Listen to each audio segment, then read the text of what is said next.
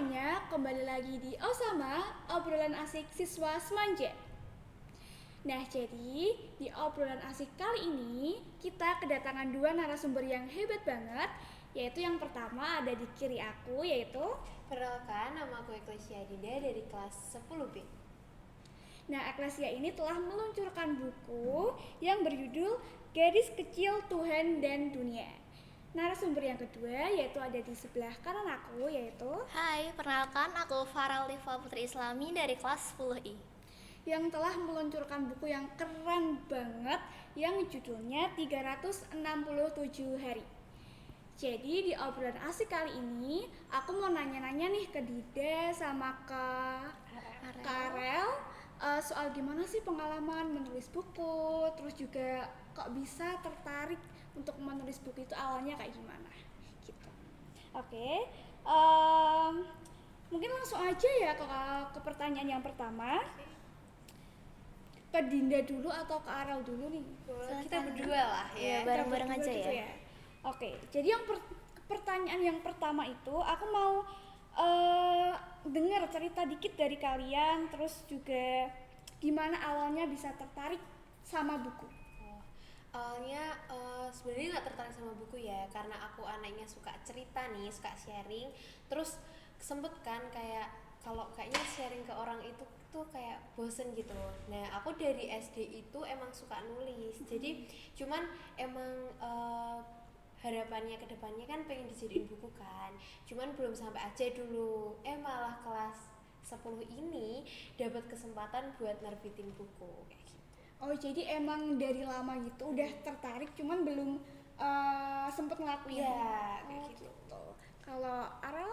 Nah, kalau aku pribadi sendiri itu dari kecil tuh aku kayak suka buat-buat cerita berhayal gitu kan ya. Nah, mikirnya sih kayak cerpen-cerpen singkat. Cuman kok waktu di kelas 10 ini masuk ke SMA, tiba-tiba ada kesempatan bisa buat novel. Terus ya udah ceritanya dikembangin aja jauh lebih panjang gitu.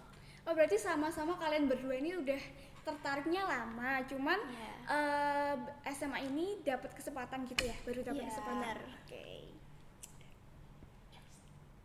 Nah, selanjutnya itu kan tadi aku udah bilang ya kalau Dinda sama Arel ini udah nerbitin buku. Nah, bisa ceritain nggak sedikit isi dari buku yang kalian terbitin? Boleh, yang dari aku judulnya kan Gadis Kecil Tuhan dan Dunia nih.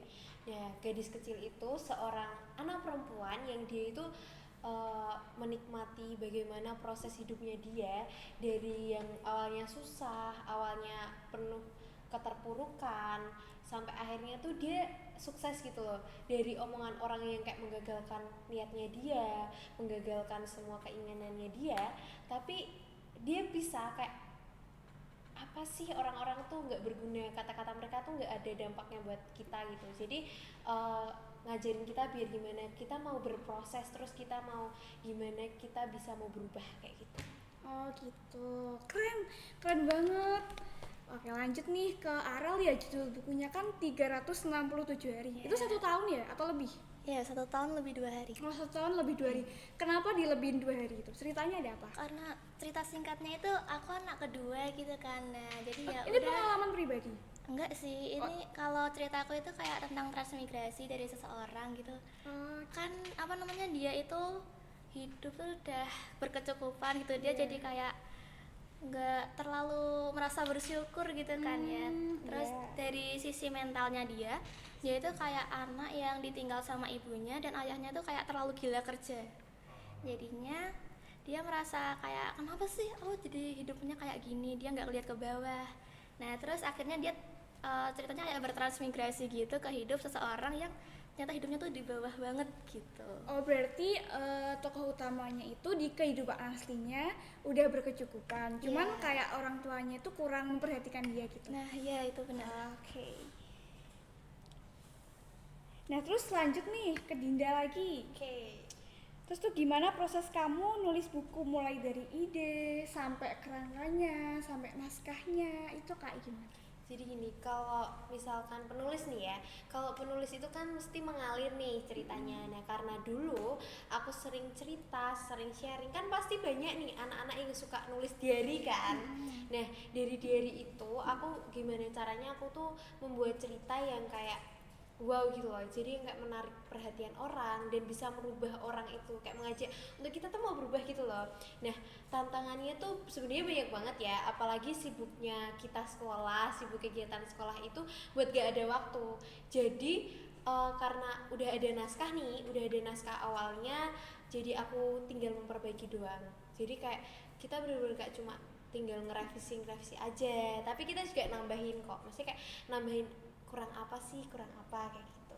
Oh, berarti buatnya itu sambil jalan Ya, gitu sambil ya, jalan aja. kayak nggak dibikin pusing Ya, tapi enjoy. biar ngalir gitu. Ya, enjoy aja.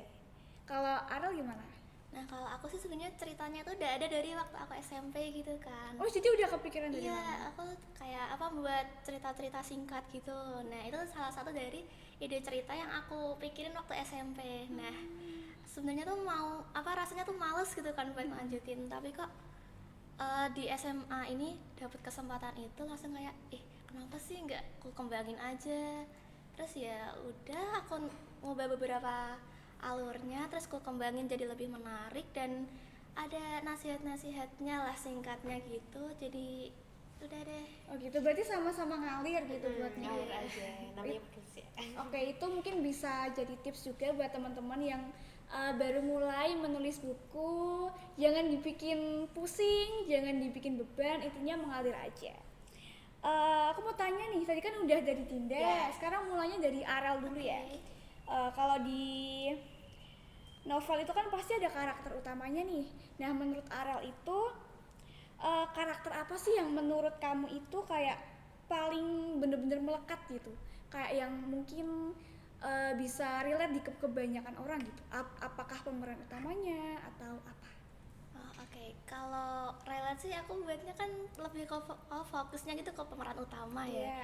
Jadi ya pasti lebih relate-nya ke pemeran utamanya. Kayak yang dia tuh terlalu fokus ke hidupnya sampai lupa sama teman-teman di sekitarnya. Gimana kehidupan orang-orang di sekitar dan dia kurang bersyukur gitu sama hidup yang ada.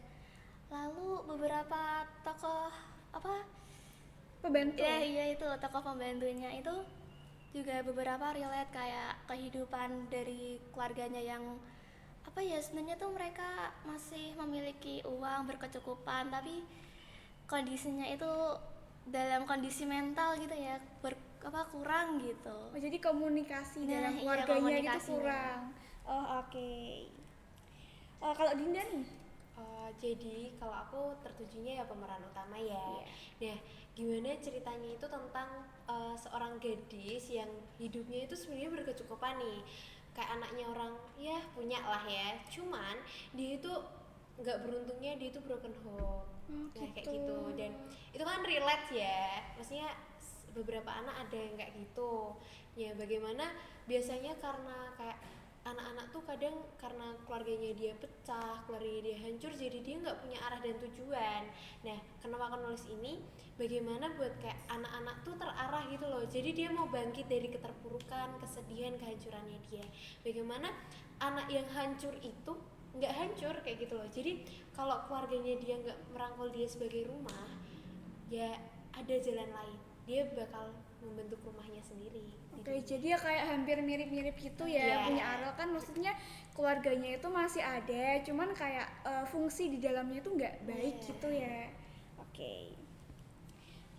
Terus aku mau nanya soal literasi nih, kan nyambung-nyambung gitu ya Iya, buku iya. literasi gitu. Menurut siapa dulu nih? Silakan. Oke. Yang Dinda ya. Menurut kamu itu literasi di era sekarang itu gimana? Menurutku ya, literasi itu minim banget ya, apalagi minat anak-anak buat kayak mau literasi itu kurang. Maka dari itu tuh kayak kita harus mengembangkan bagaimana sih literasi itu menyenangkan. Itu padahal ya nih, kita tuh sebagai penulis itu tuh kayak asik banget loh, kayak semua kreativitas kita, mimpi-mimpi kita itu tuh bisa kayak tertulis dan bisa dibaca banyak orang. Maka dari itu tuh kayak ayolah kita kayak budayakan literasi dalam kehidupan sehari-hari juga kan.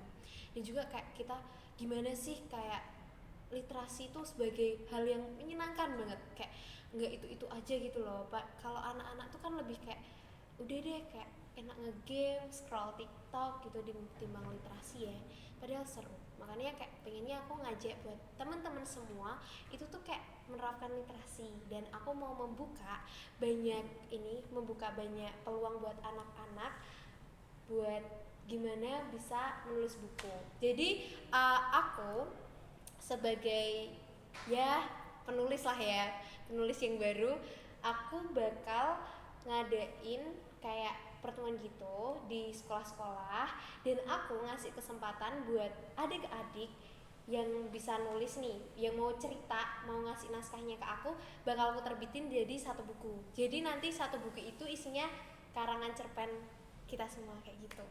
Oh, jadi kayak cerita-cerita mereka nanti kamu kumpulin jadi satu gitu ya. Kayak gitu. Oke.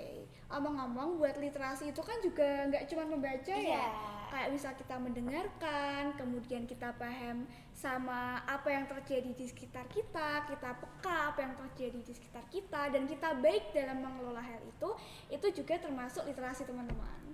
Nah, jadi kalau menurut Arel nih gimana? Kalau sekarang ini ya, minat baca teman-teman itu, minat literasi teman-teman itu lebih ke apa? Apakah teman-teman lebih suka membaca buku secara langsung ya, secara media cetak, atau lebih suka dalam media elektronik itu? Oke, kalau aku lihat-lihat di zaman sekarang gitu ya Kak, lebih banyak kan orang-orang pada pakai gadget, entah dari HP, laptop atau apa gitu kan. Nah, jadi mungkin sebagai media literasi lainnya gitu, selain membuka buku, kita bisa dari baca-baca kayak ada Wattpad, webtoon gitu kan. Nah, itu kan pasti tetap ada inti dan amanat-amanatnya. Kita harus bisa gitu pintar-pintar nyaring. Nah, terus juga dari game-game gitu kan pasti tetap ada manfaatnya kan ya gitu. Iya, itu cerita-ceritanya pasti kan tetap ada amanat dan ada yang bisa kita saring gitu. Jadi lebih ke pribadi kita, gimana diri kita sendiri untuk menyaring kehidupan sosial yang ada. Oke, terus tuh aku denger itu pernah baca juga sih, cuman kayak masih kurang tahu gitu. Kan ada tadi kan Wattpad ya. Kalau AU itu apa? Tahu nggak kamu? Kalau aku jarang baca sih, tapi artinya itu apa? Aku denger tuh kayak model-model chat gitu nggak sih? Iya. Kayak WA gitu kayak mungkin. ini nggak sih, Cici apa itu? Oh iya, kan? AI ya. Iya. Tapi kalau AU tuh buatan orang gitu nggak sih? Iya. Jadi kayak kita sharing gitu nggak sih? Tapi dapat uang tau katanya. Serius? Ya. Iya, katanya banyakkan orang, mungkin ya bisa jadi itu peluang kita buat kayak ngasih naskah kita. Iya kan? Berarti itu kayak kalau misal Wattpad itu kan lebih ke tulisan aja, tapi kalau AO itu lebih disertai kayak misal kita lagi ngechat seseorang itu ditampilin dalam bentuk chatnya itu. Iya, jadi real. Iya bener-bener, katanya juga itu yang AO itu sempat ada yang diangkat jadi film. Iya, itu sempet kok banyak. Apa itu? Contohnya apa? Aku juga kurang tahu ya. Cuman tuh sebenarnya kayak film-film terbaru ini ya, itu tuh katanya itu dari novel-novel yang emang bestseller kayak gitu. Iya kayak ini kayak katanya ya, ini kayak ini. Yang 3726 iya, itu 3726, kalau enggak yang jika bapak dan ibu tidak menikah atau gimana itu loh. Oh iya, aku pernah dengar. Jadi itu kayak sebuah keluarga gitu. Berarti awalnya itu dari AU, habis itu diterbitin jadi novel, habis jadi novel jadi film. Sumpah itu keren banget teman-teman, karena bener-bener dari yang mungkin iseng-iseng aja, kemudian banyak ternyata pembaca yang suka, kemudian diangkat menjadi novel, setelah menjadi novel diangkat lagi menjadi film gitu. Siapa sih yang nggak mau? Iya kan, tapi nama AU itu apa? Kan itu kan singkatan ya kayaknya. Iya, AU, cuman emang itu nggak terlalu ini ya, familiar ya, maksudnya kayak hanya orang-orang tertentu doang yang biasa pakai kan. Oh berarti orang-orang itu dengernya kayak cuman AU aja gitu singkatannya. Oke. Tapi tuh aku denger katanya itu AU itu singkatan dari Alternative Universe. Itu bener gak? Atau belum Sebenarnya sih katanya sih bener ya, cuman kan karena kita enggak mining tuh ya, kita nggak masuk ke dalam itu, jadi kita kurang tahu banyak nih. Oke, kita tadi udah bahas soal buku-buku yang diterbitin sama Eklesia Dinda, sama Farel juga, terus juga bahas-bahas merembet-merembet ke AU dan novel-novel yang lain. Sekarang aku mau minta saran nih ke Dinda sama Farel, gimana sih saran buat orang-orang yang mungkin pengen mulai nulis cuman masih takut gitu. Hal awal apa yang harus mereka lakuin? Kalau dari aku sendiri ya, hal awal yang dilakuin itu pertama, kalian tuh ngalir aja. Kalian kayak misalkan kalian chattingan curhat nih ke teman-teman kalian, itu sama aja kalian sudah merangkai sebuah bab. Jadi kayak paling penting tuh kalian tuh mengalir, menikmati, jangan tertekan. Kalau tertekan kalian cuma kepotong juga di situ aja kayak gitu, di tengah-tengah kayak pokoknya aku harus selesai gitu, sampai jadi novel gitu kan berat ya. Nah itu kayak kamu nih naik motor terus kayak keinget apa ya, kayak gitu, keinget apa ya, itu nanti kalian tulis di buku atau di handphone, mungkin di chat. Nah nanti kalian jadiin satu dari ide-ide kalian tuh nanti bakal nyambung, mengalir sendiri. Jadi kayak yang paling penting tuh kalian ada suka dulu di literasi, suka dulu sama nulis.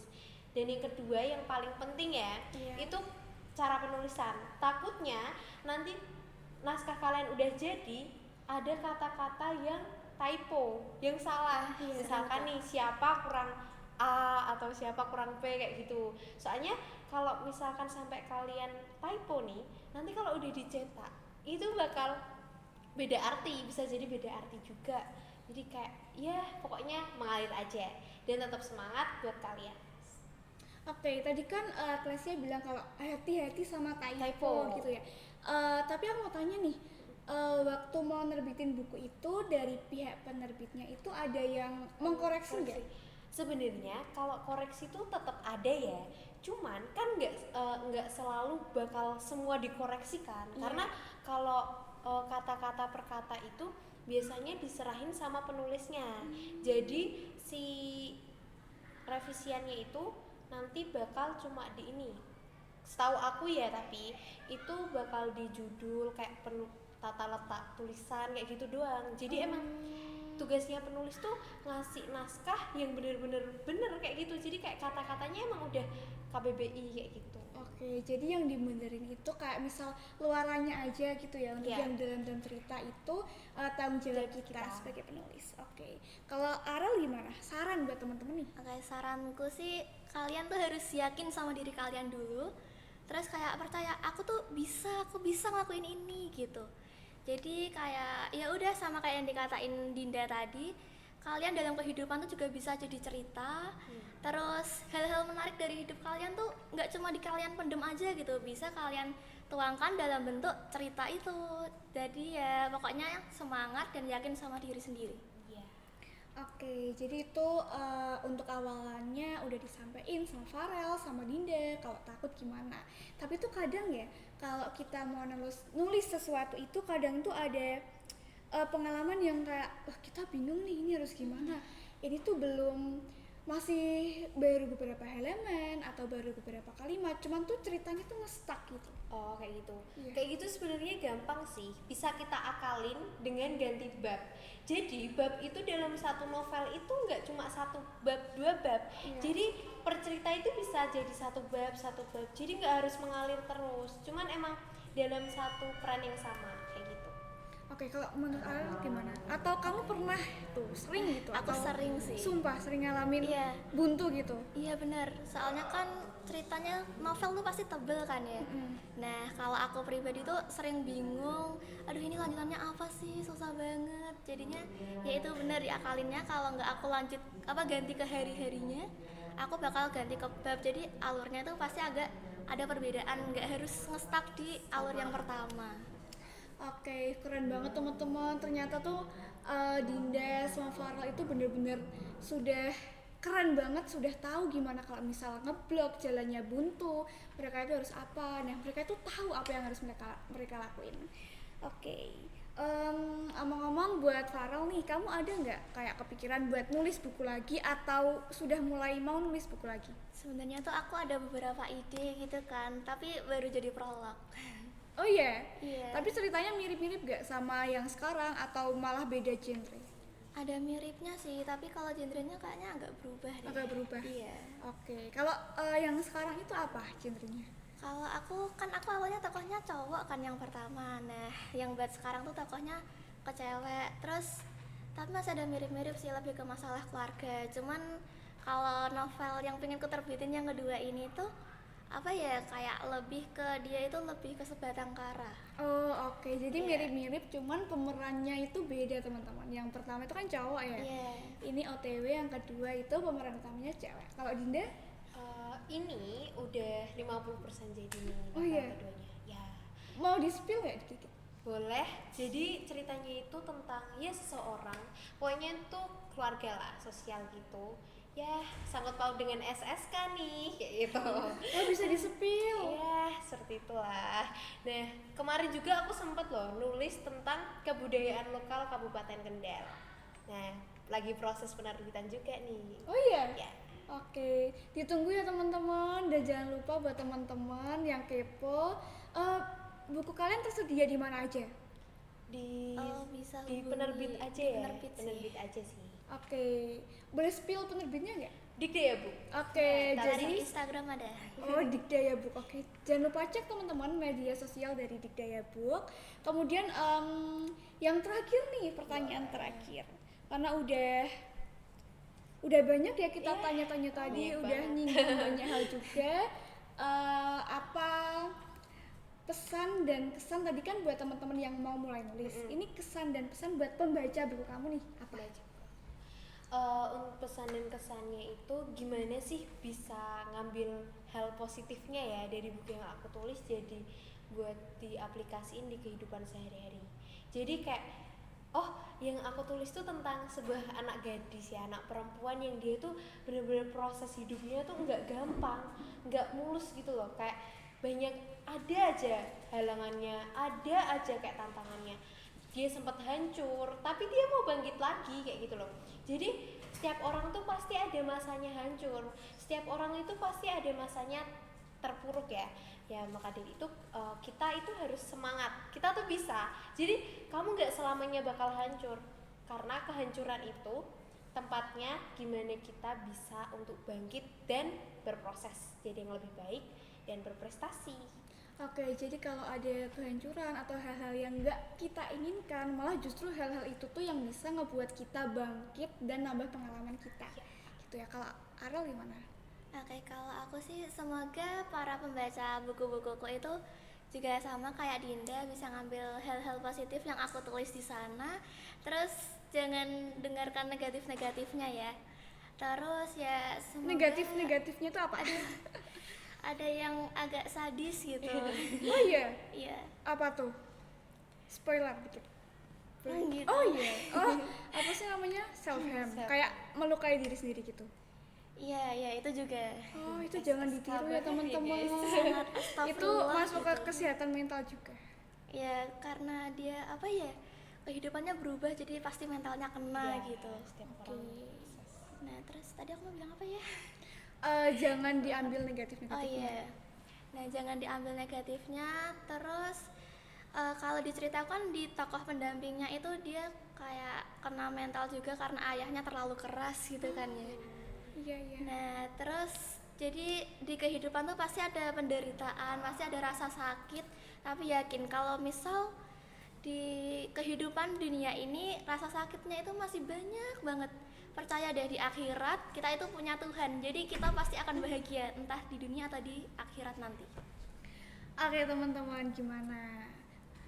Jadi kesimpulan yang dapat kita ambil yaitu untuk teman-teman yang mau nulis buku tapi takut, itu kalian pokoknya mulai aja. Misal kalian nulisnya di buku, di laptop atau dimanapun itu, intinya mulai aja, mulai pegang dulu, pegang bukunya, pegang laptopnya, pegang alat yang lain yang mau kalian gunain buat nulis. Intinya mulai dulu aja, untuk kelanjutannya nanti kita mungkin ngalir Ya, aja ya. ngalir aja. Oh gitu. Mungkin ini aja ya pertanyaan yang dapat aku tanyain ke Dinda sama Farel karena udah banyak banget dan mungkin juga udah jelas buat teman-teman semua.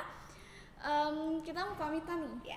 Ya, jadi sekian dari kami. Aku Salisa Iqmal Faranisa.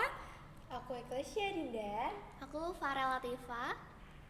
Kami pamit undur diri dari Osama kali ini dan jumpa lagi di Osama selanjutnya. Dadah.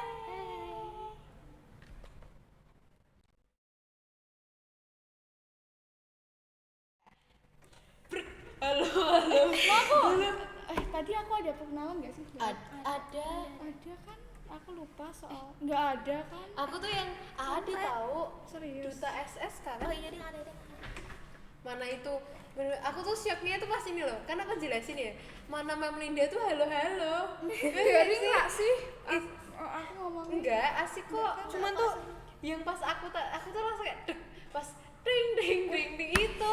Ada Aku apa kayak nggak sih? Ini mau ngulang nggak ya? Ini mau ngulang atau lanjut? Aku tuh udah gitu. Garing nggak sih? Enggak, ngomongin orang. Oke, makasih ya BTS-nya. Oh, serius.